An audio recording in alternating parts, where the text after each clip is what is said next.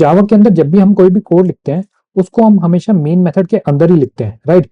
क्योंकि हमको पता है कि जावा के उस प्रोग्राम को हम जब भी रन करेंगे तो यहाँ पे कंपाइलर क्या करेगा, सबसे पहले मेन मेथड को ढूंढेगा एंड उस मेन मेथड के अंदर जो भी कोड होगा उसको लाइन बाय लाइन एग्जीक्यूट करेगा, यानी कि रन करेगा। अब यहाँ पे मेन मेथड को हम हमेशा एक मेन क्लास के अंदर लिखते हैं, राइट। फॉर एग्जाम्पल कि जैसे यहाँ पे मेरी एक मेन क्लास है, अगर इस क्लास के अंदर मुझे यहाँ पे मेन मेथड लिखना है तो उसका सिंटेक्स क्या होता है, public static void and main, right.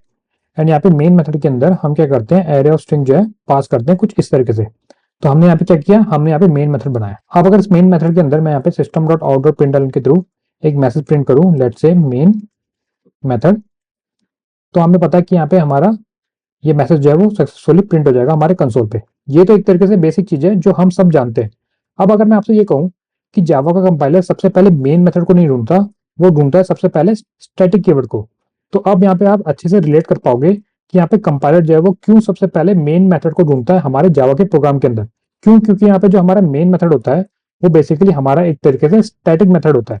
अब अगर यहाँ पे मैं क्या करूँ, यहाँ पे मैं स्टैटिक कीवर्ड का यूज करके curly bracket open and close लगाऊं, तो एक तरीके से यहाँ पे ये मेरा स्टैटिक ब्लॉक बन चुका है। एंड इस ब्लॉक के अंदर लेट्स से यहाँ पे मैंने क्या किया, system dot out dot println के अंदर एक मैसेज को प्रिंट किया जो कि है स्टैटिक ब्लॉक, ठीक है। तो अब आपको क्या लगता है यहाँ पे सबसे पहले क्या स्टेटमेंट प्रिंट होगी, क्या हमारा मेन मेथड प्रिंट होगा, ये लाइन प्रिंट होगी, या फिर हमारी स्टैटिक ब्लॉक ये लाइन प्रिंट होगी। अगर मैं इस प्रोग्राम को रन करूं तो आप यहाँ पे ध्यान से नोटिस करो, सबसे पहले जो हमारी लाइन प्रिंट हुई है वो है स्टैटिक ब्लॉक, जो कि हमारे इस लाइन नंबर 7 पे है, राइट। उसके बाद हमारी ये मेन मेथड जो लाइन है जो कि हमारी लाइन नंबर 3 पे है वो एग्जीक्यूट हुई है। तो यही चीज मैं आपको यहाँ पे बताने की कोशिश कर रहा हूँ कि जो जावा का कंपाइलर है वो सबसे पहले क्या ढूंढता है, वो अपने प्रोग्राम के अंदर सबसे पहले ढूंढता है स्टैटिक कीवर्ड को। अब यहाँ पे उसने देखा कि यहाँ पे एक स्टैटिक ब्लॉक बना हुआ है, हमने यहाँ पे क्या किया, स्टैटिक कीवर्ड लिखा, उसके बाद एक ब्लॉक बनाया एंड इस ब्लॉक के अंदर हमने एक स्टेटमेंट को प्रिंट किया। तो यहाँ पे जावा के कंपाइलर ने क्या किया, सबसे पहले हमारे स्टैटिक ब्लॉक को एग्जीक्यूट किया, उसके बाद देखा कि इसने यहाँ पे एक स्टैटिक मेथड बना हुआ है जो कि है मेन, उसके बाद इसके अंदर जो भी कोड है उसने आगे जाके एग्जीक्यूट किया। तो यहाँ पे प्रोग्राम के अंदर सबसे पहली प्रायोरिटी किसको मिली, सबसे पहली प्रायोरिटी मिली हमारे स्टैटिक ब्लॉक को।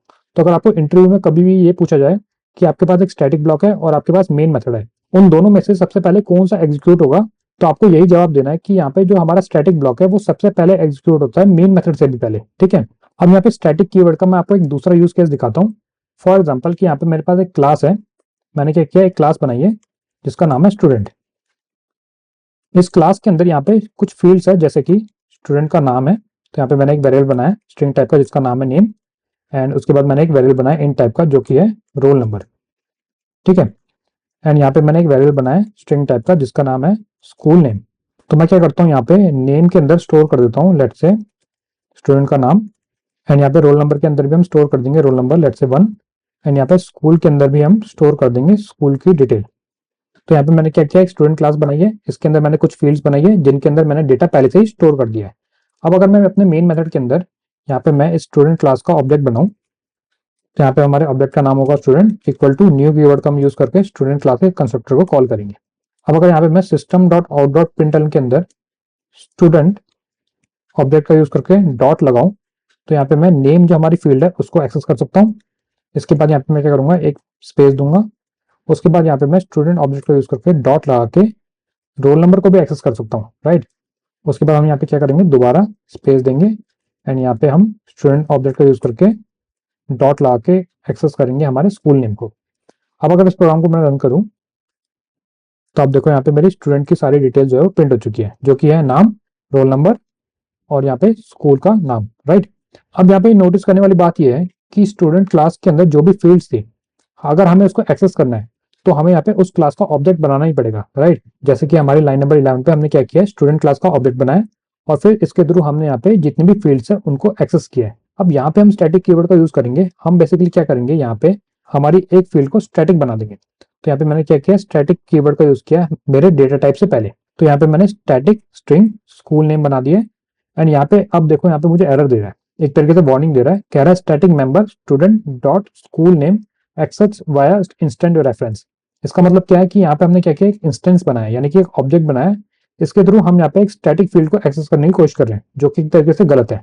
हम यहाँ पे क्या कर सकते हैं, हमें यहाँ पे इस ऑब्जेक्ट की जरूरत नहीं है एंड यहाँ पे मैं क्या कर सकता हूँ, यहाँ पे मैं स्टूडेंट जो मेरी क्लास है उसको लिखूंगा डॉट लगाऊंगा और यहाँ पे आप देखो डायरेक्टली मेरे को स्कूल नेम एक्सेस हो चुका है।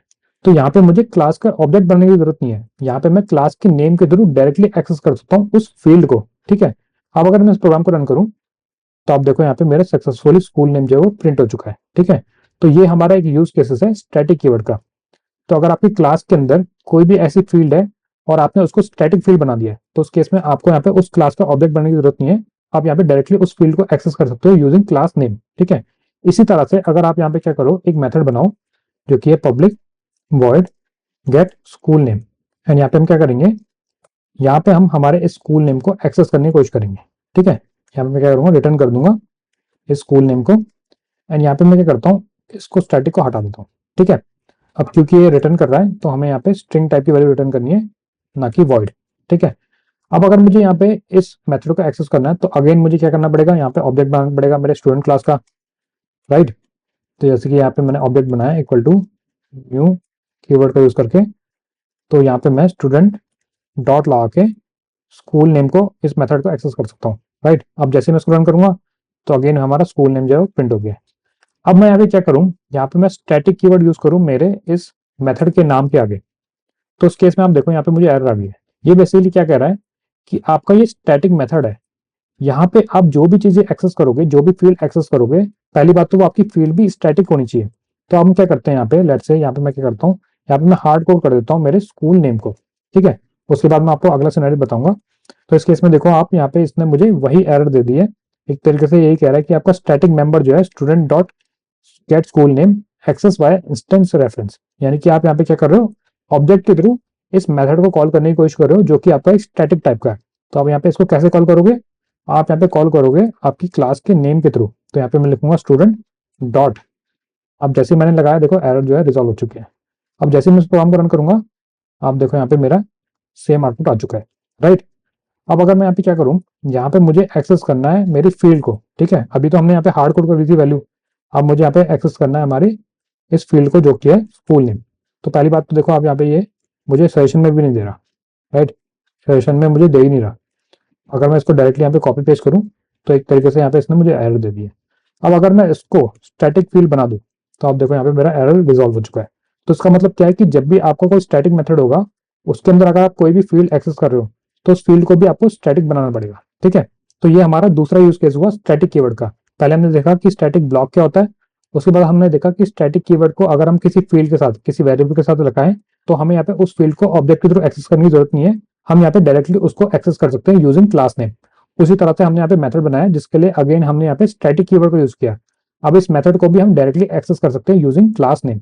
ठीक है, फॉर एग्जाम्पल मैं आपको दिखाता हूँ, यहाँ पे हमारी जावा के अंदर भी पहले से ही काफी सारे स्टैटिक मेथड जो है वो बने हुए हैं। जैसे कि यहाँ पे मैं क्या करता हूँ, एक स्ट्रिंग वेरिएबल बनाता हूँ नेम नाम का, एंड यहाँ पे मैं इसके अंदर एक नेम स्टोर कर देता हूँ। ठीक है, अब यहाँ पे मैं क्या करूंगा, यहाँ पे मैं लेट्स से कि मुझे यहाँ पे क्या करना है, फॉर्मेट करना है। जैसे कि मैंने लास्ट वीडियो में बताया था कि स्ट्रिंग डॉट फॉर्मेट करके एक मेथड होता है। पहली बात तो आप यहाँ पे देखो कि इस मेथड को मैंने डायरेक्टली कॉल कर दिया मेरे क्लास के नेम के थ्रू। यहाँ पे मैंने क्या किया, स्ट्रिंग लिखा, स्ट्रिंग क्या है, हमारी क्लास है। राइट, अब जैसे ही मैं इसके ऊपर कमांड से क्लिक करूंगा आप देखो यहाँ पे इसने लिख दिया कि जो हमारी स्ट्रिंग है ये बेसिकली क्लास है। किस टाइप की क्लास है, हमारी फाइनल टाइप की क्लास है। राइट, अब यहाँ पे इस क्लास के थ्रू हमने एक मेथड को कॉल किया।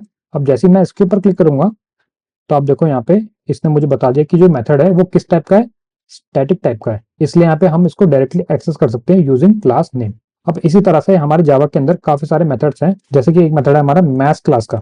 ये हमारी मैथ्स क्लास है, इसके अंदर हमारे पास काफी सारे मेथड है। फॉर एग्जाम्पल यहाँ पे मुझे किसी नंबर का स्क्वायर रूट निकालना है, तो अब एक मेथड होता है जिसका नाम है स्क्वायर रूट। हम यहाँ पे क्या करूंगा, यहाँ पे मैं पास करूंगा 36। ठीक है, अब जैसे ही मैं इसको रन करूंगा, अब मैं क्या करता हूँ, पहले इसको मैं सिस्टम डॉट आउट डॉट प्रिंटल के अंदर प्रिंट करने की कोशिश करता हूँ। ठीक है, तो यहाँ पे मैं कट करूंगा एंड इसको इसके अंदर पेस्ट कर दूंगा। अब जैसे ही मैं इस प्रोग्राम को रन करूंगा तो इसने मुझे बता दिया कि जो स्क्वायर रूट होता है 36 का वो होता है 6, क्योंकि 6 इंटू 6 इक्वल टू 36। राइट, तो अब यहाँ पे हमारा जो SQRT मेथड है ये बेसिकली हमारा एक स्टैटिक मेथड है। ठीक है, क्यों, क्योंकि हम इसको डायरेक्टली एक्सेस कर सकते हैं यूजिंग क्लास नेम। अब क्लास का नाम क्या है, हमारा मैथ्स। तो आई होप कि आपको एक बेसिक अंडरस्टैंडिंग मिल गई होगी कि यहाँ पे स्टैटिक कीवर्ड क्या होता है जावा के अंदर। अब नेक्स्ट वीडियो में मैं आपको यहाँ पे स्टैटिक कीवर्ड का एक और यूज केस बताऊंगा, जहाँ पे हम स्टैटिक कीवर्ड को यूज करेंगे हमारे क्लास के साथ। तो जब भी हम यहाँ पे क्लास बनाएंगे हम उसके आगे स्टैटिक लिखेंगे, बट इसकी भी एक कंडीशन है कि अगर आप किसी क्लास को स्टैटिक बना रहे हो तो वो बेसिकली आपकी एक नेस्टेड क्लास होनी चाहिए, यानी कि आपकी जो वो स्टैटिक क्लास होगी वो किसी क्लास के अंदर ही होगी। एक तरीके से हम यहाँ पे नेक्स्ट वीडियो में ये देखेंगे कि किस तरीके से हम यहाँ पे क्लास के अंदर क्लास बना सकते हैं, एंड यहाँ पे हमारी जो इनर क्लास होने वाली है उसको हम यहाँ पे स्टैटिक क्लास बनाने वाले हैं। तो अभी के लिए आप इसी प्रोग्राम को प्रैक्टिस करो अपने लैपटॉप और डेस्कटॉप पे। मैं मिलता हूँ आपको अगली वीडियो में, तब तक के लिए कीप कोडिंग।